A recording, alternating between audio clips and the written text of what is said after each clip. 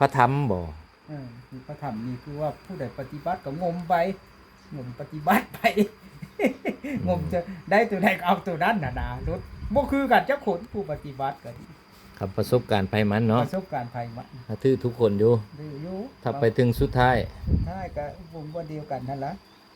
แต่บัดนั้นจักสิว่าได้บางคนก็งมไปผิดก็มีแล้ว อืม แต่สิงมไป รักมันอยู่ไส รักมันก็คือคำสั่งสอนพระเจ้านั่น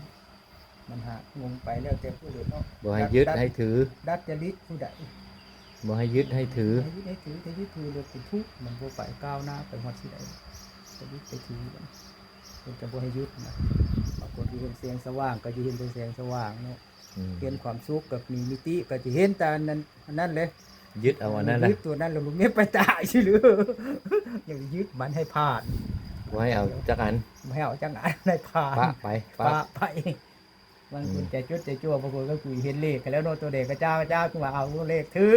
เอางดทองกันปฏิบัติจะได้แต่เลขดูดิ เดี๋ยวครูตุ้ยเห็นเธอละ4ตัว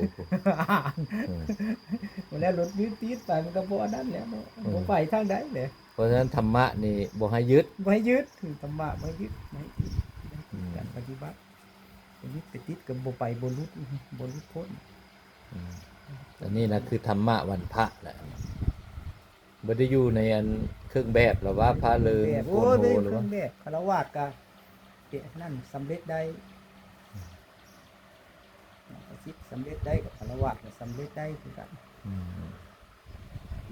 คะแนนเฮ็ดดอก แนมเฮ็ดแนมยึดอย่าไปยึดไปติด อย่าคุยหลายบ่ต้องเว้าหลาย ก็หลาย เฮ็ดหลาย เฮ็ดหลายธรรมะมันนี้นั่นเนาะง่าย ๆธรรมะบ่แม่นเล่นมาเว้ากันหลายปานใด แม่นว่าสิลึกซึ้งกระโดด อืม เอาง่ายๆบัดง่ายๆที่นั้นที่นี่หลวงพ่อสิ้นคิดแล้วว่าเอาไป